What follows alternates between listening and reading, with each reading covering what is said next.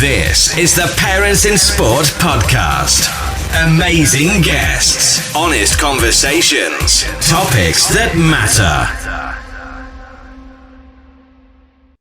Welcome to season 4 of the Parents in Sport podcast. I am your host, Gordon MacLelland. I'm delighted to be joined today by sports scientist and author Joe Baker. Joe, thank you for joining us on the show. Yeah, it's my pleasure. I'm happy to be here. Now, today's episode, one I'm very much looking forward to, we're going to be talking about talent. And we're going to talk specifically about Joe's new book on this particular topic. But Joe, before we get underway with that, could you just tell our listeners a little bit about yourself? Sure. I'm a professor at York University in Toronto, Canada. And next year will be my 20th year at York. And for about the last 25 years, I've spent my research career looking at high performance athlete development, talent identification, the psychology of selection, the value of sport for developing things that we value in human beings, maximizing performance as we get older. It's a very focused lab on the power, benefits, and costs of sporting engagement. Fantastic. I mean, you must have unturned some amazing stuff during what's quite a long career now, Joe, and I bet it's evolved quite a lot in that period. It has quite a bit, and it's one of those stages where you get to 20 years in one place and you're like, 20? Really? Has it been that long? You have to do the math to make sure, because I feel like a new professor still. So I think that speaks to the energy and enthusiasm we still have for this topic. Fantastic. And your latest book, so I love the title, The Tyranny of Talent, How It Compels and Limits Athletic Achievement and Why You Should Ignore It. Now, what was your inspiration for writing the book? It was, I guess, over the last decade or so, we've really tried to unpack this idea of talent. Our research started as optimal training environment. I was a deliberate practice guy. And every time we had conversations with coaches and parents and practitioners, the word talent kept coming up. And so we thought in our research group that we were going to unpack that and, just see what we can actually say about it. Turns out we can't say too much. And it's a really confusing and muddy situation that we have when we use that word. And so the book really came out of that to provide some, what we know in terms of research, what we can confidently say, so that coaches and parents and practitioners had something that they could use as a guide to the way that they navigate that minefield of athlete development. Yeah, and it's as you say, the word itself, can spring up so many different meanings. And I know we spoke just before the show. The other one you hear a lot of is the use of the word elite, in youth sport. And when are you actually elite? Is there such a thing as an elite, 11-year-old? Or actually, hang on, are we raising expectations, causing potential problems by the use of our language? There's nothing wrong with the word itself, but it's probably our application of it in the sporting world. And I'm guessing talent is another one of those words, that there's nothing wrong with the word itself, but our application of it and our use of it probably presents a whole heap of challenges. So in the simplest terms, Joe, how are we defining talent? And then more so for our audience, lots of whom are sports parents, is, what does it mean for us? Yeah, you said in the simplest terms, how do we define talent? And that's where we started our research. And it turns out there are no simple terms, and that if you ask a dozen coaches, what do you define as talent, and how do you assess it in your athletes, you get 10 different responses. And so that was a problem, because from a measurement standpoint, if we can't agree on this thing that we're trying to measure and assess, then it really has no value. And so that was an eye-opener for us. And so I think in our work, we make a distinction between talent as a concept, which is basically the idea that there are differences between people that affect their likelihood of success in a domain, and the practical use of talent, which is we know what those things are, we can accurately measure them, and we know how they evolve over time. I think the first part, we can agree on a definition. I think that's true. The second part, I think, is all the evidence we have is we're terrible at identifying talent, and our predictions are not very good over the long term. And part of that is measurement, precision, those kinds of things. We haven't gotten a good enough job at understanding those variables we need to capture. The other part is the process we're trying to predict is so complicated, we might never be able to predict it. And so when we use words like talent, they have such baggage attached to them. I think they undermine the thing that we should be taking away from this research, which is the process is the important part. How do we understand the process of athlete development? How do we nurture that instead of undermining it?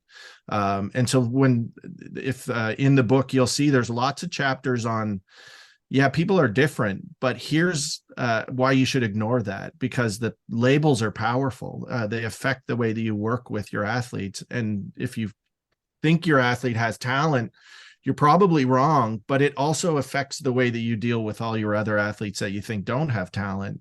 And so that's the message from our research is let's focus more on the process. Let's focus more on how we design optimal environments for every athlete in our care, as opposed to just the small minority we think have talent, because we're probably wrong.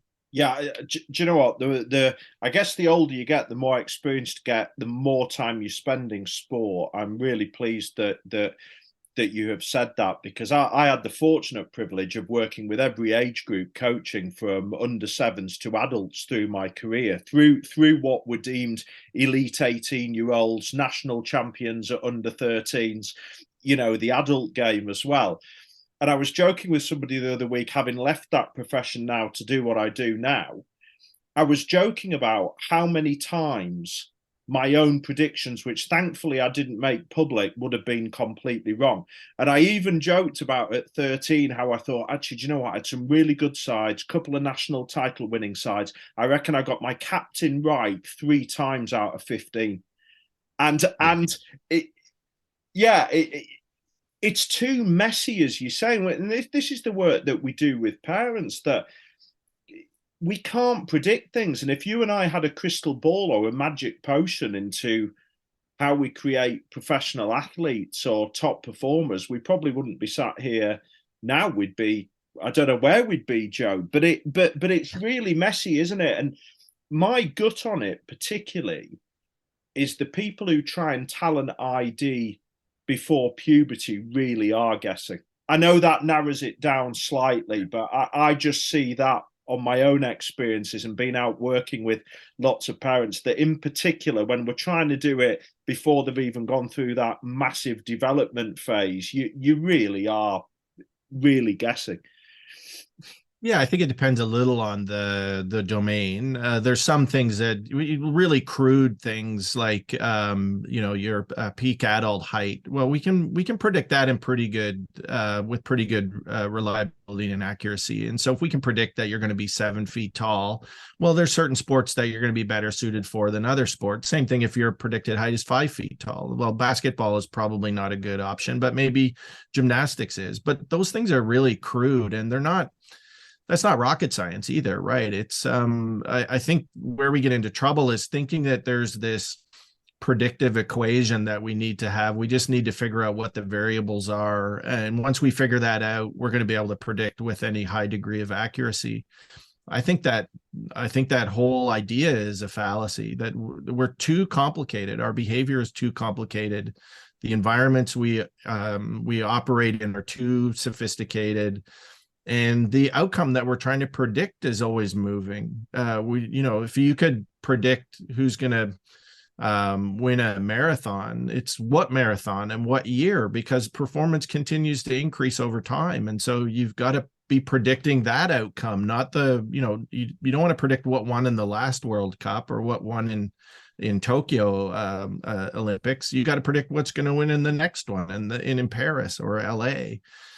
That's the complication of the thing we're trying to predict. That's talent, right? It's this complicated mess that tries to predict an outcome that's always moving. Yeah. Do you think the use of the word in a sports parents context actually causes us a huge amount of problems, because I think the moment any parent gets told the kid's talented at anything, I think our expectation levels rise considerably. We may have been approaching them to start with a degree of patience, in it for the right reasons, doing it because that's what other people were doing. And the moment that type of language is used, suddenly our behaviors can change. Not in all cases, obviously, because that again would be crude, just generalizing everybody.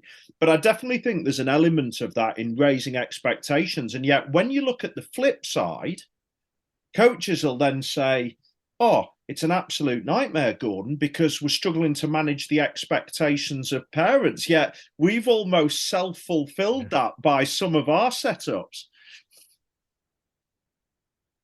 Yeah, I think it's a really it's an example of the nuance of the psychological gymnastics that's occurring at that time. Because on the one hand, you would think for that individual and probably for the parent, hearing that the athlete is talented would be, positive in terms of feed forward, in terms of motivation. Hey, our investment in time that we're putting in with our child, it's working out. We're getting positive feedback. But it's interesting the number of systems we've talked with who say that label of talent actually can undermine motivation, because people think about talent as if it's fixed. And so a lot of countries will struggle with kids that make it to their junior national team. They get the full country kit, all that kind of stuff, and they stop striving because they think they've made it. Well, no, that door just opened for you. There's another dozen doors after that you have to keep striving for, you have to keep working for. And so how we manage that, a label of talent, I think that's why we try to get athletes and parents and coaches to not even use that word, because it focuses on a capacity that a lot of people think is relatively fixed. It isn't. It evolves over time.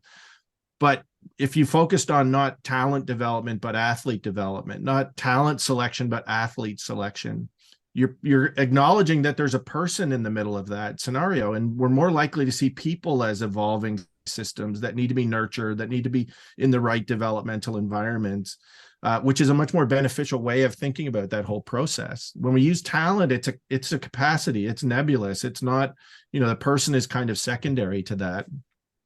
Yeah, and I think, when you think back of children who, give up sport, or those who perhaps had early success and are then unable to sort of continue that through, and you can almost see by the fact they've been labeled and given lots of kudos and lots of credit, probably for a lot of the wrong things. So not the things that were getting them the label talented in the first place, because they're the things that they can continue to develop, but they get to that stage, and actually when some of that kudos is removed later on, or other people catch up, or there's changes in the environment, a lot of those skills that they sort of took for granted are then missing, and then I think it becomes just too much like hard work for them.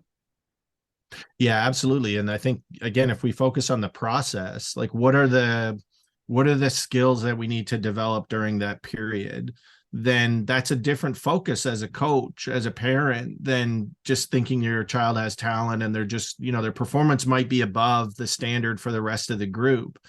But if we know one thing about sport, it's that eventually the group is going to catch up to that person. And if they don't have the coping skills to manage that, when they're no longer the big fish in the little pond, then they're probably not going to stay in sport. They're going to leave because they don't enjoy it anymore. So we need to anticipate that kind of transition that's going to occur. And I think for me, the greatest example is there's a player in Quebec who's a high school level, secondary school, high school, or no, sorry, just the year before secondary school. So year 8, I think, grade 8. He's 13 years old. He's 6'8", 6'9", and he plays on a basketball team. He's 2 or 3 feet taller than everyone else on the basketball team. eventually he's going to be playing against people that are the same height as he is. So we have to actually anticipate what psychological skills is he going to need when he meets that, because right now he's not being challenged in any way. So we know what is necessary at the end of the pathway. We just need to, I think, put more thought into when do we develop those skills? What kind of opportunities, challenges do we need to put in that athlete's way so that they can have the opportunity to develop those skills in the way that we want?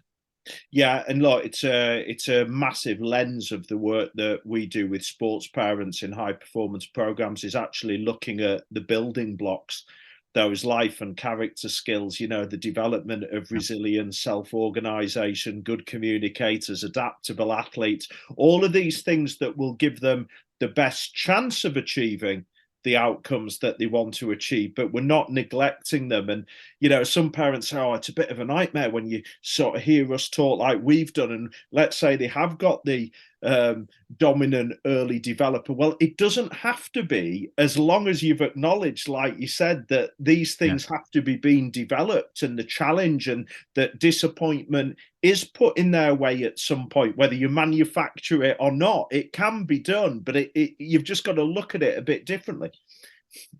Yeah, absolutely. And sport will find the gap, right, in your athletes, in your child's developmental profile, that it will find the gap, and you have to figure out a way to anticipate where that gap is and fill it in before sport finds it.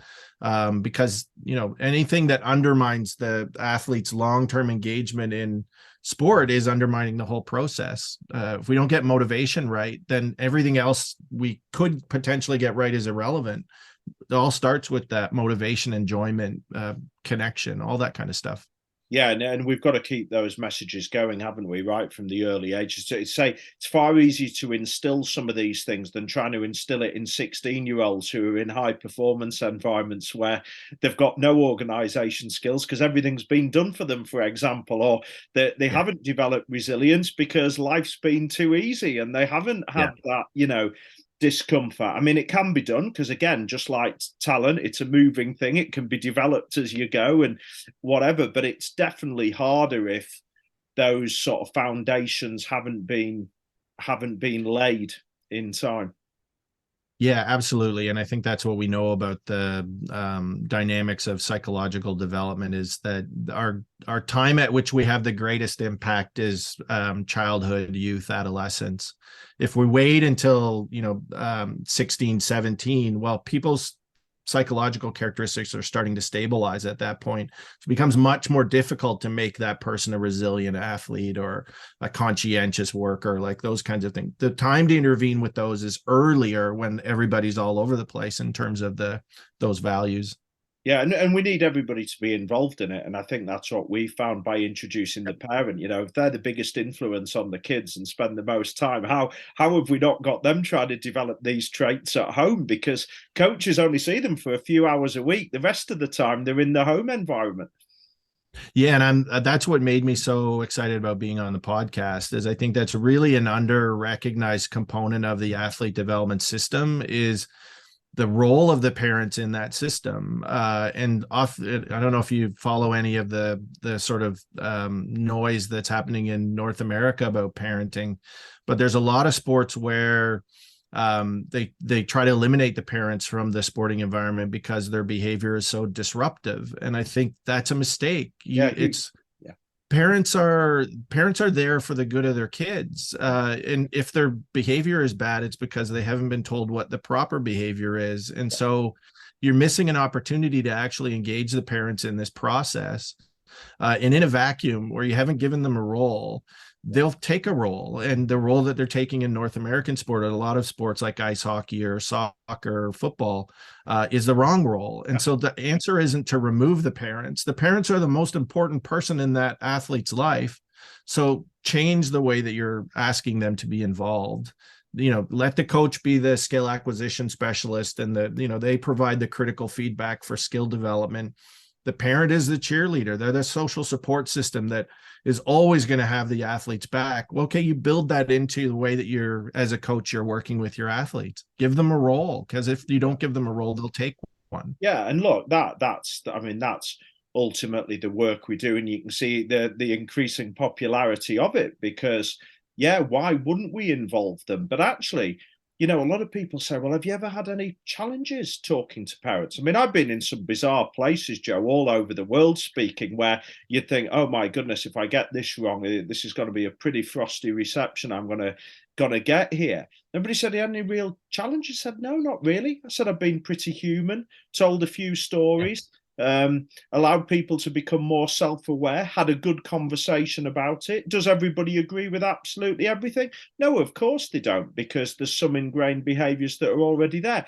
Do they have a think about if there's maybe other ways or different ways? Yes, absolutely, certainly. But we can't treat it in silos either, because it's no surprise then that the second most amount of work we're getting is with coaches and how they build positive relationships with parents, that stuff you're talking about, and the stuff from an organizational point of view about how do we bring together the culture and values of the organization through the coaches being the gatekeepers of that culture, delivering consistent messages and behaviors. So the parents, then, we can be demanding of parents, but we can be demanding of them for the right things in the right ways. And then we can bring the kids in as well, because you know, we have a lot of fun when you put parents and kids together, you know, in workshops. So we've had parents on their own first, because otherwise it's a bit of a shock. And we've done some stuff with kids around similar messages. But bringing them together is really, really powerful, because everybody's going to be different. Everybody's got different contexts.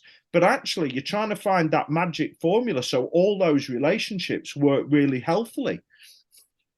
Yeah, I agree. And that's, I think, you know, if we were to predict what's going to happen in the future, next 5 years, next 10 years, I think we're going to figure those things out, and we're going to engage parents in a much more active way to help development of certain types of psychological skills that we know we need to see, but the coach just doesn't have the expertise or the time to be able to focus on those on the pitch. We can be developing self-regulation skills or resiliency or coping off the pitch through the instructions and the ways that we interact with parents. Yeah, I mean, it's been interesting. I mean, this is purely observational and obviously not a plug for business from me. You know, we work with lots of NGBs and performance pathways already, but very interesting that North American Canadian market's probably been the slowest globally for us. Yeah. Which is just interesting considering the volume of sport and the price on it. It's not that we don't do anything there, but in comparison to Britain, Europe, Australia, Asia, even to some extent, it's definitely been the slowest. And hopefully, you know, there's people who are starting to just sort of test the water and reach out a bit. I think, you know, that, as you say, they're going to recognize that actually we've just got to rip this up and start this again and look at, you know, forget what we've seen, because it hasn't worked, has it? Where we are today, right, hasn't worked.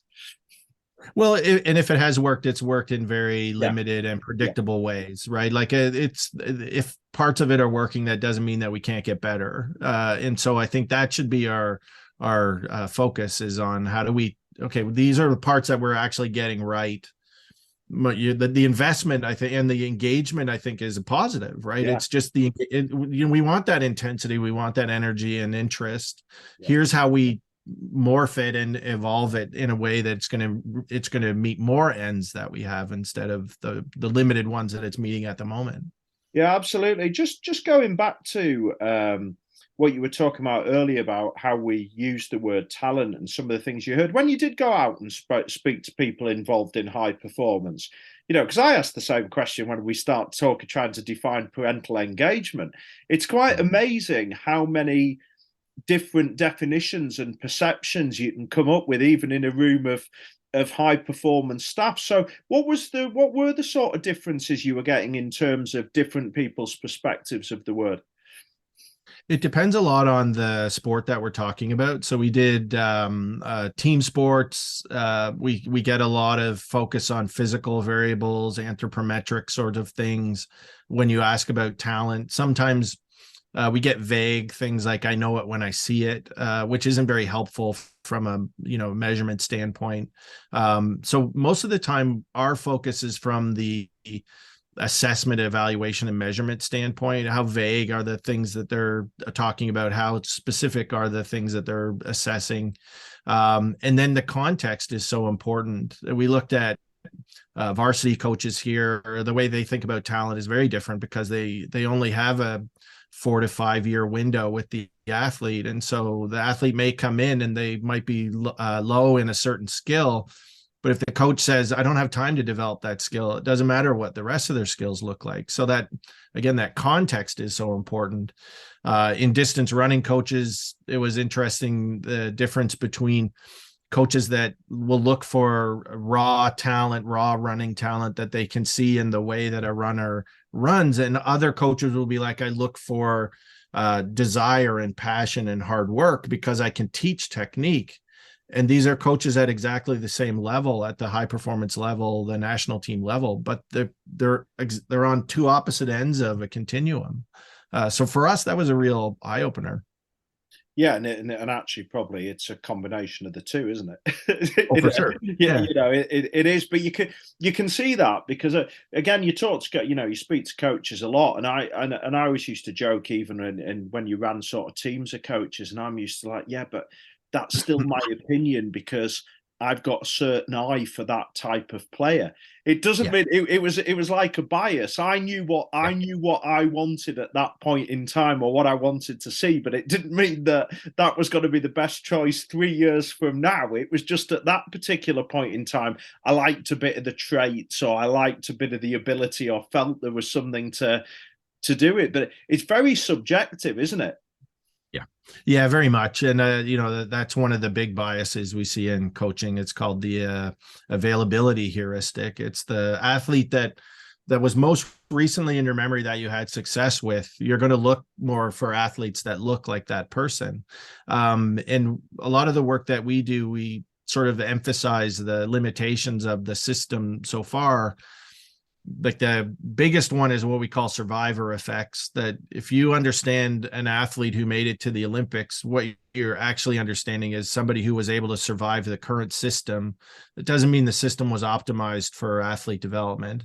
And so our focus is to shift away from this idea of athletes as commodities or cogs in a system that you just sort of try to make, and exit at the right point in the right time, to no, let's understand the process here. Let's understand what kinds of things do we need to put in place for this person to thrive? What kind of environments do we need and opportunities do we provide that's going to help them develop the skills and characteristics we need? When we do that, we're more likely to see the right person emerge at the right end of the continuum. But the flip side of that is everyone in our system is learning an opportunity or provided opportunities to thrive. And so, the reality is the majority of people in a high performance system are going to be removed. It's not a selection system, it's a deselection system. Yeah. And so how do we ensure that those people leave with positive experiences? It's by focusing on the process and not fixed, you're not talented, get out of here. Well, that message is never positive for anyone. We can definitely do a better job with that. Yeah, and look, I think it's got to be about the journey, hasn't it? Parents will often say to me, how do I know it's all been worth it? And they'll still cite the amount of time and the amount of money. But going back to what you've just alluded to there, I have to say, but your child's not a commodity. You're dealing with a human being here. We're not playing the stock market where you expect a return, or if you are expecting a return, what is the return that you're expecting? And so one of the big focuses we've got is that, if these parents have used sport to equip the children with a wide range of those character and life skills that will allow them to thrive in whatever walk of life they go into, then it's absolutely been worth it. And I think that's where, when you speak to sports and the programs that they offer, that yes, we want performance, yes, we want top athletes, but we've also got to have a wider meaning to why we do what we do, because as you say, the vast majority, if that's the only success criteria, then we've got an awful lot of disappointed people in the world of sport.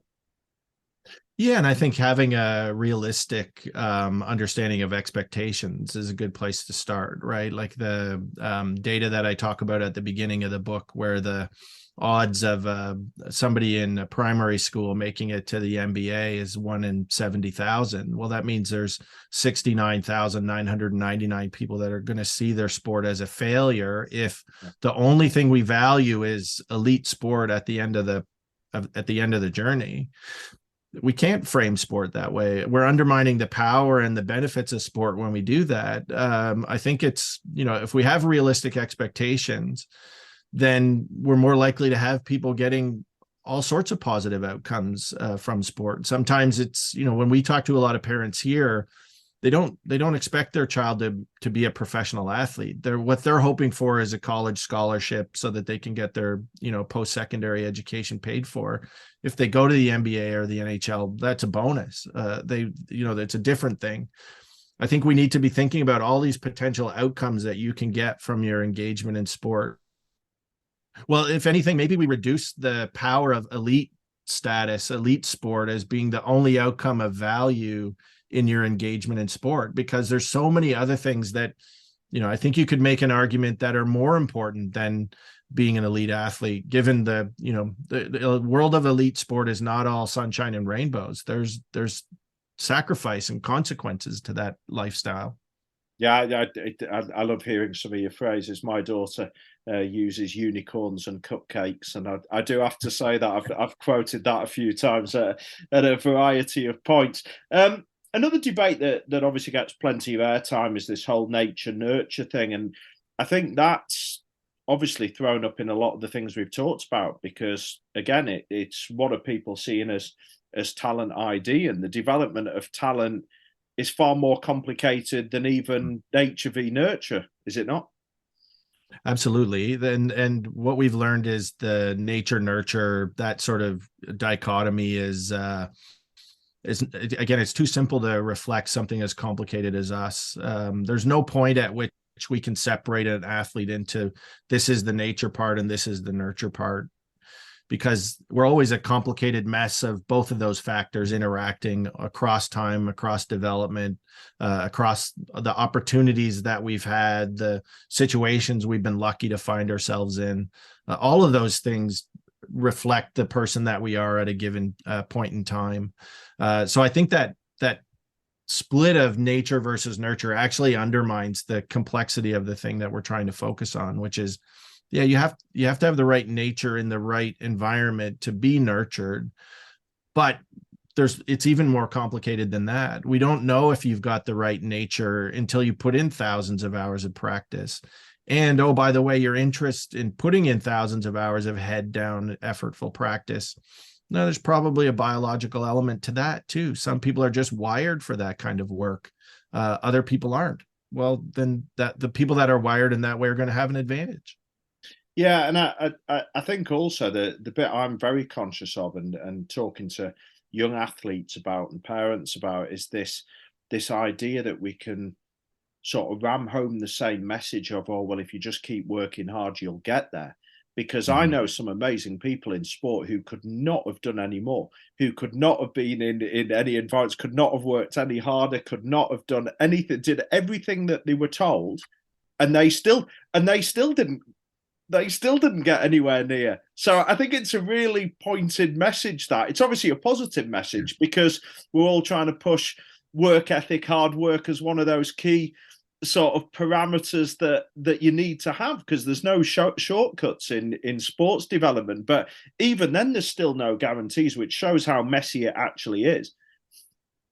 Yeah, and I think, I'm trying to decide in my own mind whether I think that is such a powerful message or a positive message, because it assumes that everybody has equal likelihood of success. And we know that the playing field isn't level for people. And so what we don't want is people at the end of their journey to hear that the reason you weren't successful is because you didn't work hard enough, because sometimes that isn't the reason. It's you grew up too far away from a elite training team, which is, we know that's a predictor. You grew up in the wrong size environment. Your birth date was at the wrong place in the calendar year. You grew up in a family that didn't have the resources to be able to pay to put you to get you, professional personalized coaching. These things matter. And so I think that, you didn't work hard enough message, or you need to work harder, has burned out a lot of kids that could have enjoyed and loved their sport experience. And so I think, that sort of deliberate practice message, which And Erickson he definitely did not stand behind that, deliberate practice was everything. I think coaches need to recognize, and maybe even parents to a certain extent, that yeah, hard work is important. That's the number one variable that you have control over, but it's not everything.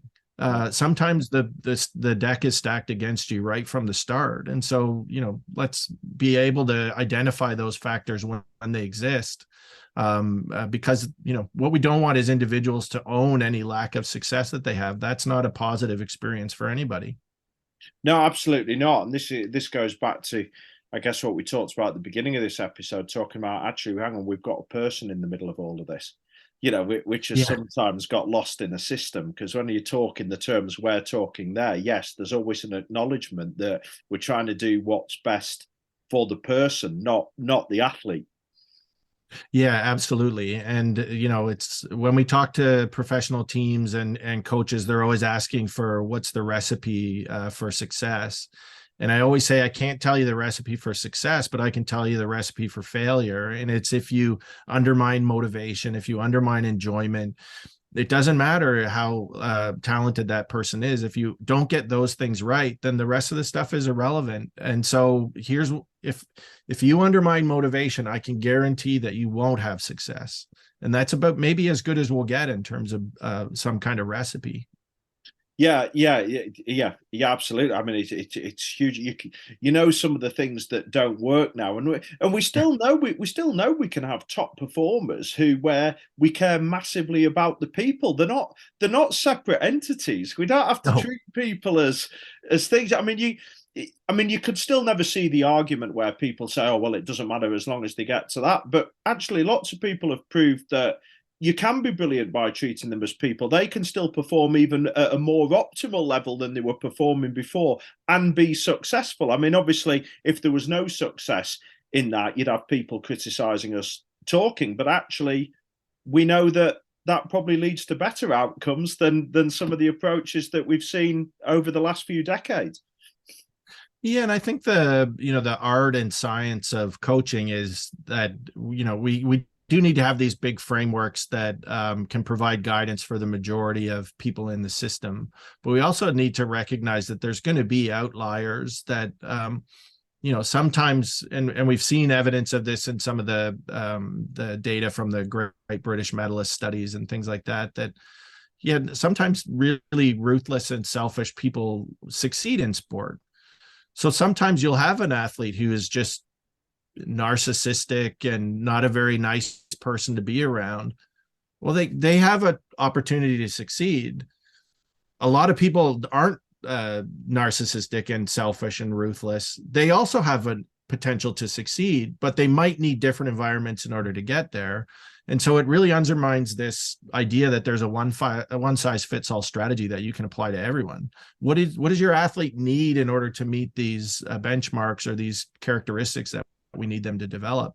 How do we get them there in an individualized approach, as opposing, taking this model and applying it to all of our athletes? No, that we need to get rid of that kind of everything fits one person or one size fits all perspective.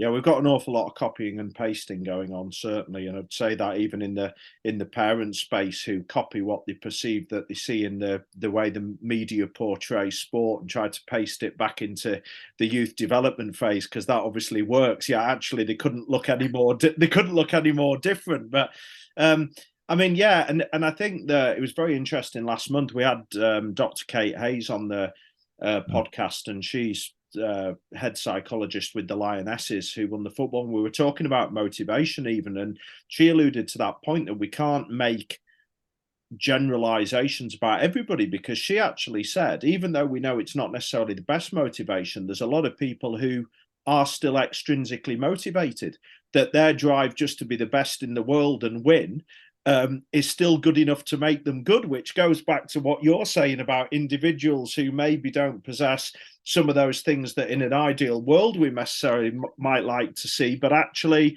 no, there's a rule that defeats that statement as well. Yeah, absolutely. And I think, oftentimes we still get stuck in this idea that extrinsic and intrinsic motivations are two ends of a continuum, but they're not. At the high performance level, they're not. People that that go to the Olympics want to win medals, which is an extrinsic motive. That doesn't mean that they're not intrinsically motivated for mastery or personal development or these kinds of things as well. And so, yeah, I think we need to get rid of the idea that if you're extrinsically motivated, you got no chance of success, because that's obviously not true. People that go to the Olympic Games, World Cups, they want to win. They want to win trophies. That's extrinsic. But it doesn't mean that they don't have optimal motivational profiles if they don't win. Then they focus on other things. They focus on mastery related things, intrinsic related things.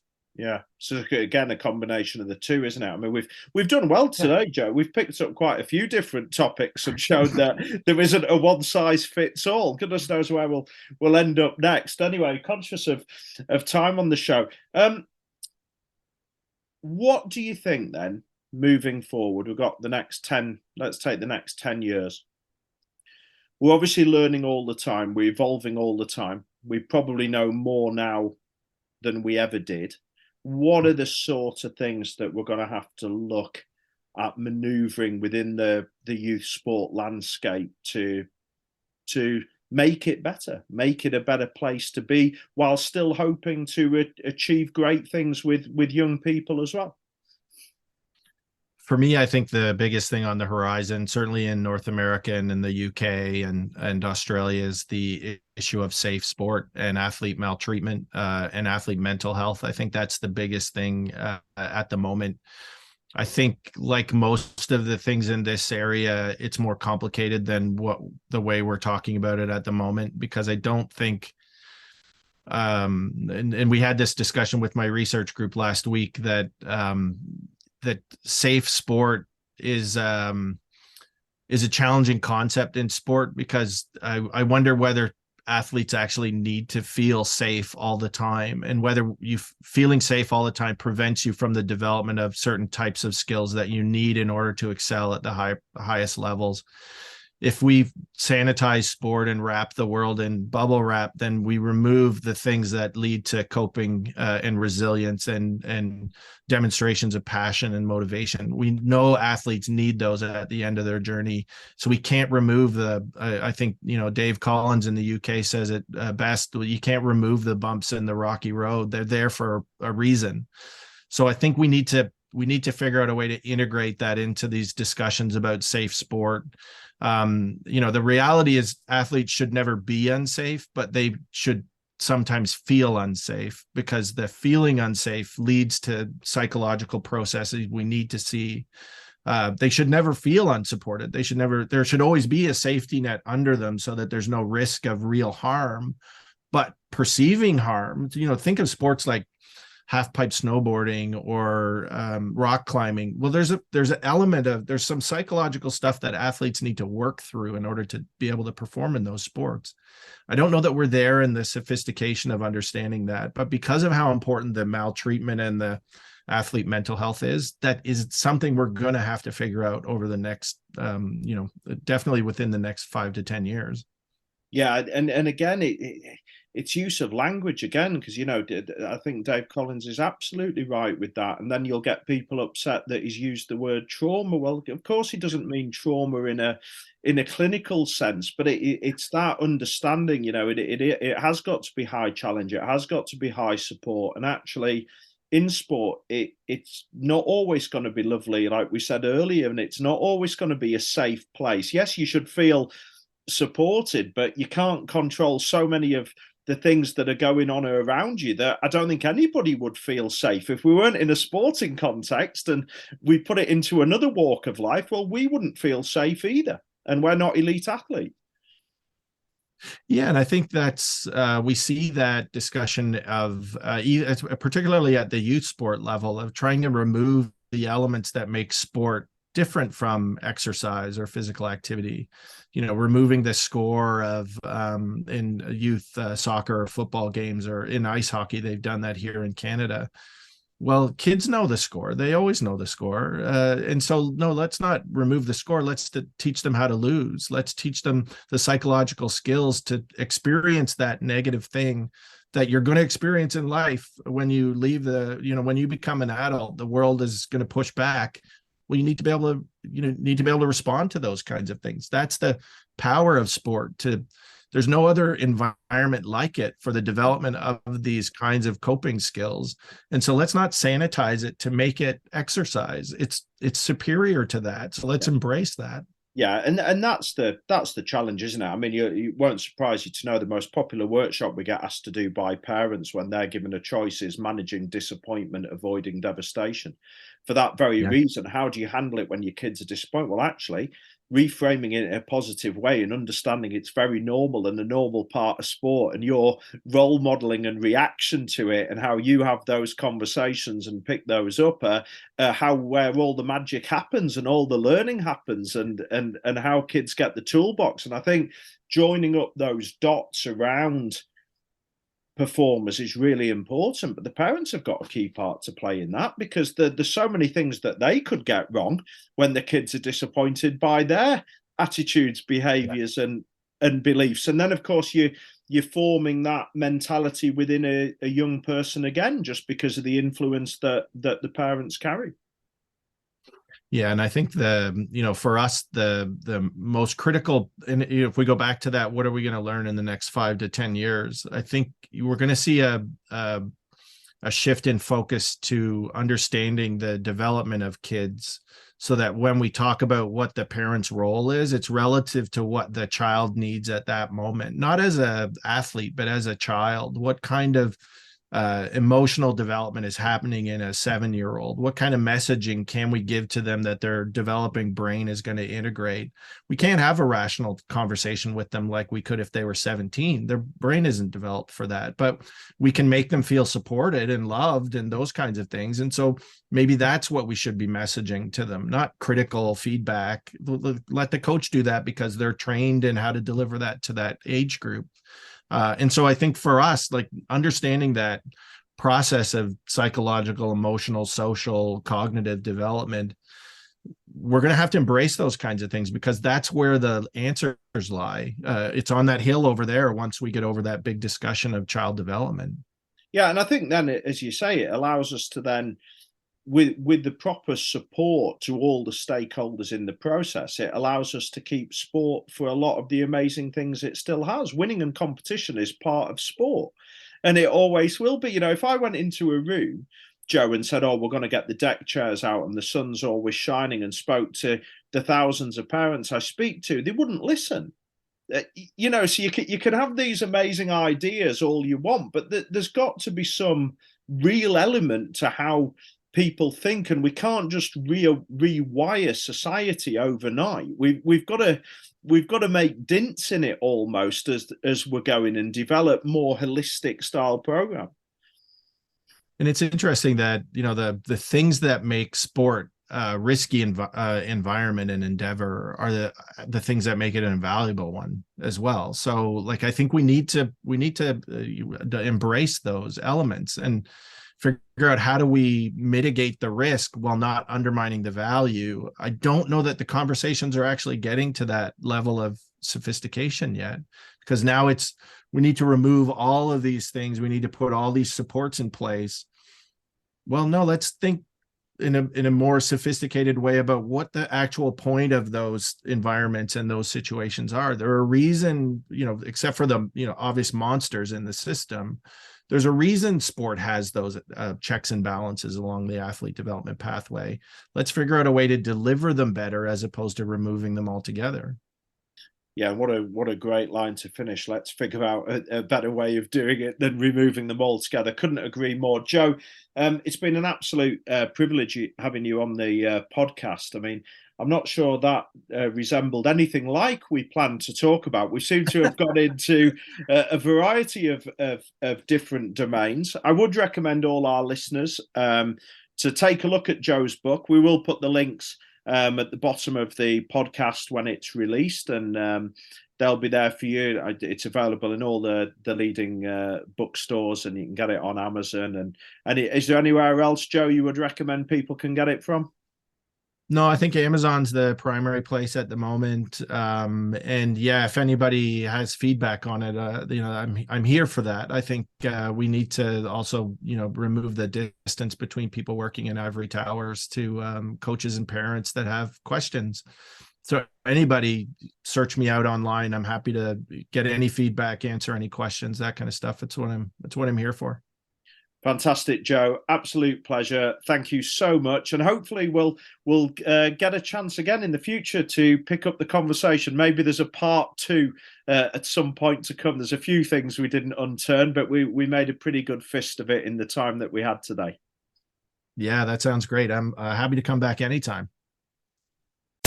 Thank you for listening. Check us out at parentsinsport.co.uk.